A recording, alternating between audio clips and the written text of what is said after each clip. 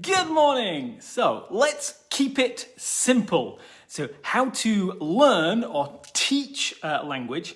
Let's keep it simple. There are a lot of experts out there and they keep wanting to make things complicated.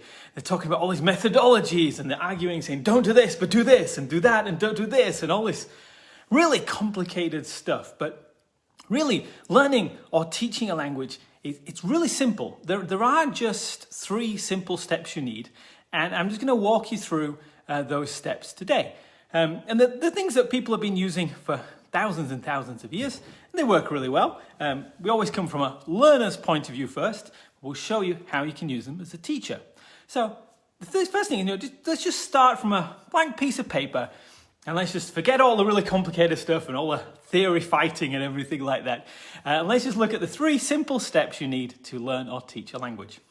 So the first one is a review. Just spend 10 minutes when you're doing your new language learning session or your new teaching session, just spend 10 minutes reviewing everything you've done before. I used to do this when I was taking guitar lessons and also when I was teaching music. You just go through the whole book and everything we've learned before, you just play it through once, just to keep your practice there.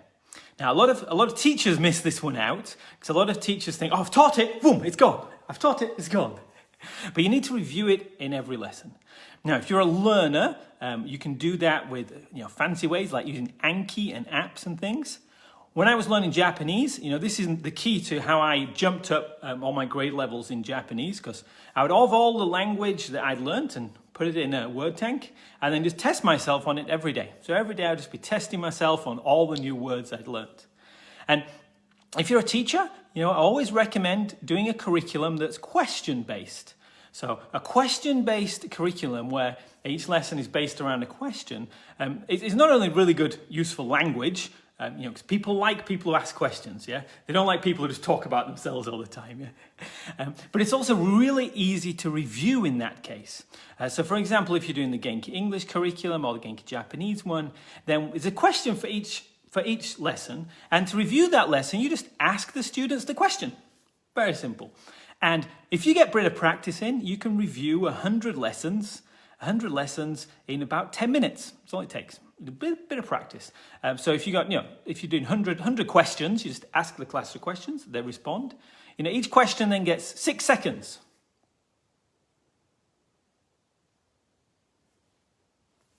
Plenty of time. And if you're a learner, a really cool way to do it is before your class, if your teacher doesn't do these reviews, before your class, just meet up with a friend and just get to ask each other all the questions that are going to come up. Yeah? And you do it in a random order, so it's not always in the same order, so you can't predict. Sometimes you change the questions a little bit. And sometimes, and ask different answers. They might ask you the same question again, you have to give a different answer. You just mix it up and make it fun. So if you're a teacher, if you look on the VIP Facebook group, there's lots of videos of teachers doing this, you can learn how to do it. And if you're a student, 10 minutes at the beginning of your lesson, your study period, just reviewing everything you've done before. And one of the keys here as well, don't miss anything out. So a lot of teachers think, oh, that one's a bit difficult. I'm not too sure about that. I'll miss that one out. Or a lot of students might think, oh, that one I'm not too clear about, so I'll miss that out. Don't do that, okay? That's like the bodybuilder who misses out legs day, yeah? So they get the huge muscles and then the legs are super skinny, yeah? You miss it, you fall over.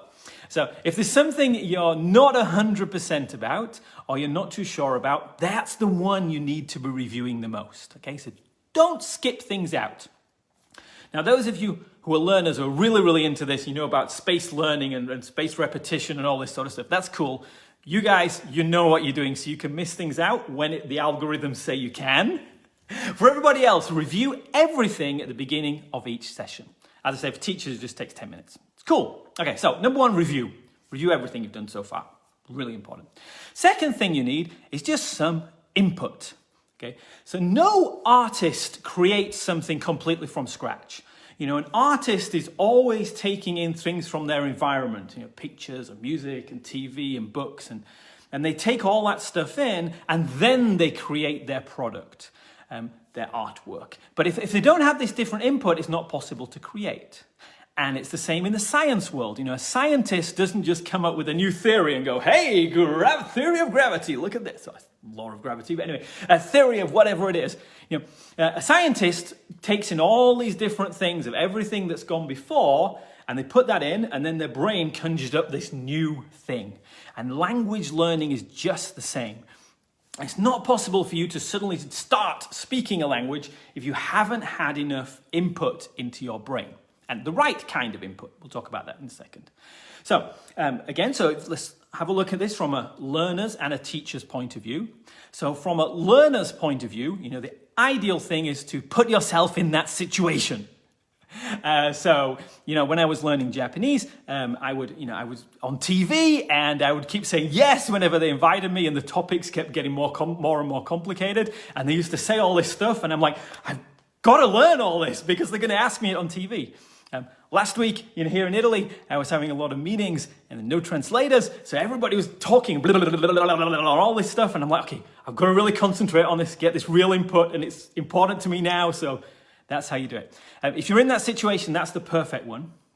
If you can't be in that situation, we have to simulate it, yeah? So again, for learners, the best way to do that is, remember, home is where your phone is, okay? So it doesn't matter what country you're in, for learning a language anymore. A lot of people live here in Italy, they speak no Italian at all. A lot of people live in Japan, they speak no Japanese. Home is where your phone is, so find something you enjoy doing and just listen to it in the target language. So podcasts are great, YouTube's great. If your language is good enough, then movies are great. And you just put lots and lots of input. Now, there's some technical theory. There's this thing called comprehensible input, which means it's got to be at your level plus just a little bit. Don't start listening to lectures about quantum mechanics if you're just beginning out, yeah? So get something that's at your level. But more important than that even is it's got to be fun. So boredom is the killer here. At some point, you're going to plateau in your learning, so you have to push through it, and you need to learn to break through boredom. But in general, if things are boring, you're not going to want to do much. So choose something that's fun or you're passionate about. If you're into soccer, listen to soccer podcasts. If you're into writing movie music, then watch YouTube videos on writing movie music. And if you're a teacher, remember all this input is best done outside the classroom because it's personalized to the student. So you tell the student what you're going to learn, what they're going to talk about, and what the subject is for next week. And then they go away and learn all that language in a way that's good for them, that they love. And if you're a beginner teacher or a beginner learner, obviously that's where Genki English, Genki Japanese, Genki German, everything helps out in the Genki products. Because what we've done is, for the beginners, is we've made the computer games, the Genki computer games, where you just play the computer game and that's like the input. And it's fun, and it's, you've got all this motivation, and it's graded to the level of the next class. And also, if you've got the songs as well, like the Genki Japanese songs, the Genki German songs, the Genki English songs, obviously, then that acts as input as well, which is just at the level of for the next class, okay? But if you're above that, then it's real life stuff, yeah? Either real life or simulated using your phone, or I say, if you're beginner level, then that's where the Genki materials come in. So, we've got review. Just review everything you've done so far, 10 minutes. The input in a traditional classroom, or if you're learning on your own, then about half of your remaining study time should be on the input, really. So say if you're doing an hour a week of German, or an hour a week, or an hour a day of Korean, or an hour a week of Japanese, whatever it is, or teaching an hour a week of English, or whatever it is you're doing, 10 minutes for the review, and then say 20 minutes for the input stage, okay? Now, if you're a teacher, really, you want the input stage done at home. So the flipped classroom. So the students do it at home, and that's, if you're doing German, genkigerman.com. If you're doing Japanese, genkijapanese.com. If you're doing English, the Genki English homework program. Get the kids learning that at home with the input there. That's the way to do it. So review everything and input. And then the final stage is the output. So, if you're an amazing artist, if you want to be an artist, you want to be an artist, you want to be a scientist, you want to be a business person, you want to set up a business, whatever it is you want to do in life, if you take all this input and you watch all these YouTube videos, I watch Richard's Facebook Lives every day, if you're just doing all this input and putting this input in, but you never make anything, then you're not that thing. You can't be an artist unless you make art. You can't be a scientist unless you do science. You can't be a business person unless you make a business. And similarly, you can't be a language speaker or language learner if you don't speak the language. You've got to actually speak it. And that's the output stage. And again, the key here is there are different ways of doing this. So let's talk a couple of different ways for teachers and for learners. So if you're a learner, then again, the best way to do it is in a natural way is just put yourself in a situation where you have to speak the language. So when I was at uni in France, go to France, I'm doing a degree in physics, got to speak French, got no choice at all, got to do it. Last week, sorting out my paperwork at the police station, they don't speak English, you've got to speak English. You've got to speak the local language, Italian in this case, to do it. So if you can put yourself in a situation like that, awesome. Travel, blah, blah, blah, local communities, whatever it is. That's the ideal situation. If you can't do that, then you need to simulate it. Now, for language learners, this is the part where you need a teacher. The input stage, you can do on your own. It's probably best on your own because it's at your speed. If you're playing the Genki computer games, you do it as many times as you want without having to worry about the teacher calling you stupid for not learning it. You can just do it many times. But for the output, this is where you need a great teacher. Because the computers can fix your accent. If that's what you're concerned about. You can use speech recognition software. You can get really excellent accent from that. That's what a lot of the students in India do. But the computers can't pick up on the small little grammar mistakes and the phraseology and whether you sound like you're from 200 years ago or something like that. So this is where you need a great teacher. Okay, and remember, it's not necessarily the native speaker versus non-native speaker. It's need a teacher who's got the hours, who's done the hours and can listen to you and say instantly whether that's wrong, right, whether you need more work on it, or whether it's okay. Okay. And that's why native speakers usually traditionally been better because they've had hundreds and tens of thousands of hours practice, whereas a non-native teacher might not have had all that practice. So if you're a non-native teacher, make sure you get all this practice in. So when you listen to a student, you can instantly tell without having to think about grammar rules or, is that idiom really old-fashioned? Do they sound like something from the 18th century, which is where a lot of times we see. So this is where you need a great teacher. And then the best way to do it, again, if you can't do the real situation of putting yourself in a real pressured environment, the best way to simulate it is with classroom games. I talked about this on the video the other day, but this is why we use classroom games when teaching a language. Games are not just a bit of fun to waste time at the end of the lesson. Who has time to waste? It's crazy. Now, I often get that teachers write to me and say, I want something to fill 5 minutes up at the end. I'm like, dude, it's like none of the learners ever say to me, I've got time to waste. Yeah, I'm so unbusy, it's unbelievable. Everybody's busy, everybody's got time, yeah. So but a game is, or one of the Genki games that we use, it's a simulation to get you talking. And when you're talking in real life, it's terrifying. The first time you use the language with somebody in that language or in a situation, you're thinking, okay, I know all these words. I know what to say. Okay. Your brain goes crazy and all these chemicals and all this adrenaline and everything. And we want to try and simulate that. And that's why classroom games are really good. And the classroom games, if they're for teachers, if you've got small classes, you put them in pairs or in group work or things like that. And if you're a student, make sure your teacher is using games where you're speaking lots and lots and lots. Remember in class, it's not teacher talk time. If the teacher's talking too much, they're probably not a very good teacher. The students should be talking the most and the teacher should be listening. And then the teacher will subtly guide you as to what needs correcting, what doesn't need correcting, praise you where you're doing well, and give you a kick up the backside if you're not doing as what you said you would do. Not literally, of course.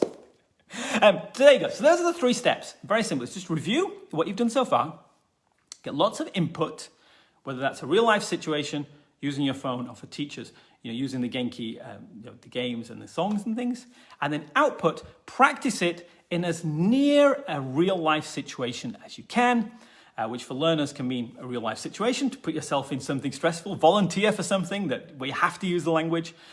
Or for teachers, this is where we use classroom games to get everybody talking together and simulate the real environment.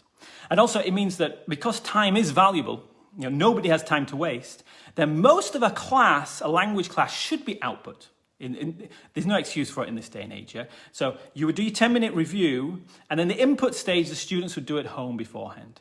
Now, if you're a teacher and you say, oh, the students won't do it, you might want to rethink about what sort of students you've got. Because you look at my students on here who are language learners, they go crazy. They're on this, they're doing amazing stuff. They're on the computer games all the time. They're on the videos all the time.